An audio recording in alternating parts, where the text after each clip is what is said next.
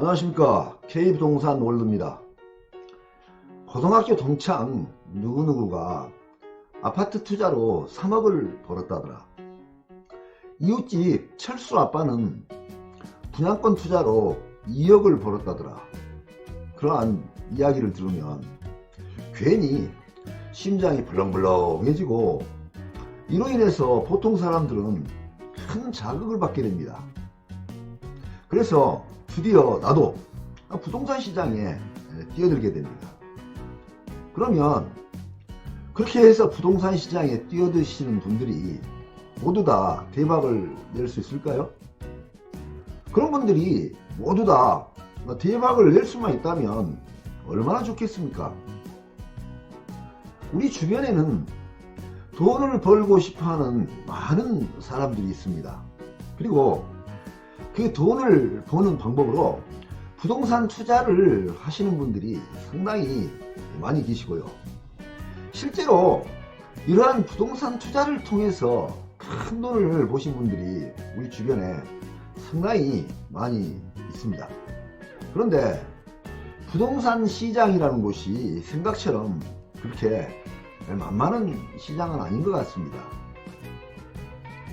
부동산 전문가라면 몰라도 부동산에 대한 기초 지식이 부족한 완전 초보자라면 부동산 시장에서 성공할 가능성은 그만큼 확률이 확 떨어진다고 봐야 됩니다. 경우에 따라서 이러한 초보자들은 판단 미스로 투자에 실패를 해서 큰 손해를 볼 수도 있고, 또는 계획적으로 접근해오는 그런 사기성 투자로 인해서 큰 손해를 볼 수도 있습니다. 그러한 투자 실패를 방지를 하고 부동산 시장에서 성공을 하기 위해서는 초보자들이 무조건 알아야 하고 무조건 지켜야 되는 그러한 기본 수칙들이 있습니다. 예를 들어서 히말라야 등반을 하시는 분들을 비유를 들어보겠습니다. 히말라야 산에 올라가기 위해서는 옷을 방한복으로 튼튼하게 입고 또 장비를 완전히 준비를 해야 됩니다. 그런데 히말라야에 올라가시겠다는 분이 해수욕장에서 노는 것처럼 수영복만 입고 만약에 히말라야 산을 등반을 했다고 가정을 해봅시다. 그분이 올라가면서 살아남을 수 있을까요? 살아남을 수가 없죠. 수영복은 수영장에서 입는 것이지 히말라야 산을 등정하기 위해서 입는 그러한 옷이 아닙니다. 그래서 히말라야 산에 올라가고 정상을 정복하기 위해서는 그 히말라야 산에 등정하기 알맞는 옷을 입고 장비를 준비를 해야 되는 것입니다. 부동산도 마찬가지입니다. 주식도 마찬가지입니다. 모든 시장들, 사업도 마찬가지입니다. 그런 것처럼 부동산을 하기 위해서도 부동산 투자를 하기 위한 기초지식이라든지 그러한 경험이라든지 이런 것들이 기본적으로 준비가 돼 있어야 된다 하는 것입니다. 그래서 이번 시간에는 그러한 내용에 대해서 아주 기초적인 내용, 그런 부분들을 살펴보기로 하겠습니다. 부동산 초보가 투자 전에 검토를 해야 될 그러한 항목들이 있는데요. 이번 시간에는 이러한 4가지에 대해서 얘기를 해보도록 하겠습니다. 첫 번째는 부동산에 왜 투자를 해야 되는지에 대한 그러한 확신이 있어야 됩니다. 부동산 투자를 하는 그러한 이유에 대한 확신이 없이는 이 시장에서도 성공하기가 어렵다 하는 점입니다. 두 번째는 부동산의 가격 변동의 특성에 대한 이해가 선행이 돼야 된다 하는 것입니다. 경기 변동 사국면 그래프를 통해서 비교를 해서 설명을 드리도록 하겠습니다. 세 번째로는 부동산 초보가 무조건 알아야 할 것들이 있습니다. 그러한 내용에 대해서 이야기를 하고요. 네 번째로는 부동산 초보자가 그렇다면 공부를 해야 되는데 그러한 공부는 어떤 식으로 해야 되는지 그러한 부분들에 대해서 이야기를 해보도록 하겠습니다. 부동산에 왜 투자를 해야 되는지, 왜 부동산 투자가 적정한 투자인지 이런 거에 대한 확신이 있어야 됩니다. 그런데 그러한 확신이 없이 투자를 하게 되면 사실 부동산 투자에서도 성공하기가 그렇게 확률이 많이 올라가지 않는다 하는 것이고, 그러한 분들이 성공하기 위해서는 이렇게 부동산에 투자를 왜 해야 되는지 확신부터 정립을 해야 된다 하는 것입니다. 부동산을 보시면 이렇게 비교가 되는데요. 투자에는요, 현금 보유 방식, 정기 저축 방식, 주식이나 채권에 투자하는 방식, 부동산에 투자하는 방식, 이런 걸 4가지 측면에서 비교를 해보도록 하겠습니다. 안정성 측면, 정기 수입 측면, 시세 차익 측면, 인플레 해지 기능 측면, 이렇게 4가지를 비교를 해보면 현금 보유 방식은 안정성 측면에서는 일단 장점이 있다고 볼 수 있지만 나머지 3개는 해당이 되지 않습니다. 정기 저축을 보게 되면 정기 저축은 안정성 측면과 정기 수입, 이자가 나오는 정기 수입이 보장이 되지만 시세 차익이나 인플레 해지 기능 측면에서는 도움이 되지 않습니다. 주식이나 채권을 살펴보게 되면 안정성 없습니다. 주식은 굉장히 불안전한 자산으로 알려져 있죠. 그래서 안정성 보장되지 않습니다. 정기 수입이나 시세 차익도 확실하지 않습니다. 인플레 해지 기능도 없는 것으로 보여집니다.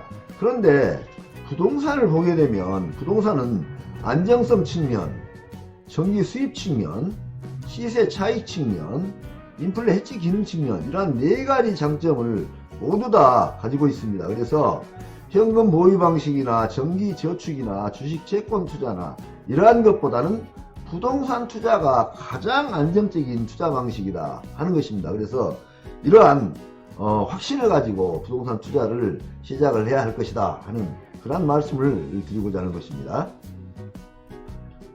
다음엔 부동산의 가격 특성을 살펴보도록 하겠습니다. 경기 변동 사국면을 예를 들어서 살펴보게 되면 경기 순환 과정은 이렇게 되어 있습니다. 저점을 찍은 다음에는 호황기를 통해서 다시 정점을 찍게 되고, 정점을 찍은 다음에는 불황기를 거치면서 저점을 찍는 것이 경기 순환 그래프의 기본 특성인데요. 부동산 경기 변동 그래프를 보게 되면 약간 다른 모습을 찾아볼 수 있습니다. 이 선을 장기 추세 선으로 보고 살펴보도록 하겠습니다. 부동산 역시 저점을 찍게 되면 회복기를 거쳐서 급격하게 가격 상승을 이루게 됩니다. 그래서 정점을 찍게 되고, 정점을 찍은 다음에 역시 후퇴기를 거쳐서 다시 저점을 찍게 되고, 저점을 찍은 다음에 역시 회복기를 거치면서 다시 강력한 상승을 하게 되는데요. 부동산의 특징이 일반 경기 변동 그래프와 다르게 적용이 되는 것은 이런 부분이라고 볼 수 있겠습니다. 일단 기본적으로 부동산은 우상향 그래프로 나타나고 있다. 우상향으로 나타나고 있기 때문에 가격이 시간이 흘러가면서 계속 올라가는 그러한 특징을 가지고 있다 하는 점이고요. 저점에서 정점으로 회복을 할 때는 가격 상승이 급격하게 일어나는 특징을 가지고 있다 하는 점입니다. 이러한 경기 변동 그래프와는 다르게 부동산은 가격 회복이 일어날 때는 아주 급격한 상승을 하게 됩니다. 그리고 난 다음에 정점을 찍고 나서 가격이 내려갈 때는 서서히 내려가는 특징을 가지고 있습니다. 그리고 또 한 가지, 기본 차트가 우상향을 기하고 있기 때문에 이렇게 일반 그래프와는 다르게 저항선이 존재한다는 점입니다. 그래서 이 정점을 찍고 난 다음에 하향을 할 때는 밑으로 쭉 내려가지 않고 이러한 저항선에서 부딪히기 때문에 하락의 고울이 그만큼 작다는 것입니다. 주식 같으면 이런 고울이 저항선을 뚫어버리고 밑에까지 쭉 내려갈 수가 있는데, 부동산은 하방 경직성이 굉장히 강한 그러한 자산입니다. 그래서 이러한 저항선에 부딪히면서 다시 상승을 하게 되는데, 다시 상승을 할 때는 빠른 시간 내에 급격한 상승을 하게 된다. 그러한 특징을 가지고 있다는 점입니다. 그래서 부동산에 투자를 하는 것은 나름대로 효율적인 투자 방식으로 우리가 분류를 할 수 있다 하는 그러한 점입니다. 다음은 부동산 초보가 무조건 알아야 하는 것 5가지를 이야기를 해드리겠습니다. 첫 번째로는 부동산을 왜 투자하나요? 이러한 부분에 있어서 부동산 투자를 하는 이유에 대한 그러한 확신을 가져야지 지속적으로 적극적으로 할 수 있다는 것이고, 두 번째로는 투자 부동산에 대한 정보를 많이 알아야 됩니다.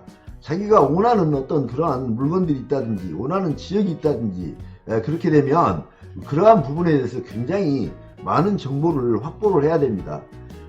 부동산 고수와 부동산 초보의 차이점이 여기서 나타나는 것입니다. 그리고 또 세 번째는 나만의 투자 기준을 가져야 됩니다. 자기만의 특징이 있어야 되고 자기만의 분야가 있어야 된다는 얘기죠. 역시 이 부분도 또한 자기 예산이 많을 수도 있고 적을 수도 있습니다. 그러한 부분들을 다 맞춰가지고 자기만의 어떤 투자 기준을 가져야 됩니다. 그러한 부분들도 역시 고수와 초보의 차이점이라고 볼 수 있겠습니다. 그리고 네 번째로는 과도한 욕심을 버려야 됩니다. 보통 사람들이 대박 하니까 대박에 대해서 굉장히 많은 관심을 갖고 있고 그 대박이라는 말을 많이 쓰고 있는데요. 투자 시장에서는 대박이 아닌 적정한 이익을 추구하겠다는 그런 기본 자세를 가져야 됩니다. 그리고 이러한 투자는 일시에 끝나는 것이 아니고 장기적으로 해야 되는 그러한 특징을 가지고 있기 때문에 나는 장기적으로 투자를 하면서 여기서 적정 이익을 추구를 하면서 계속 부를 축적해 나가야 되겠다.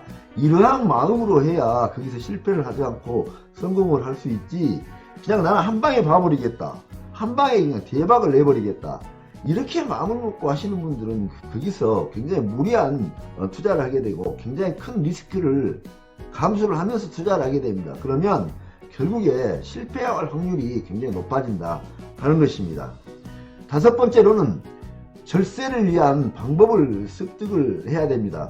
부동산은 취득과 보유, 매도 과정에서 어느 과정인지 세금이 발생이 됩니다. 그래서 이러한 합법적인 절세 방법, 그러니까 세법을 공부를 조금은 해야 됩니다.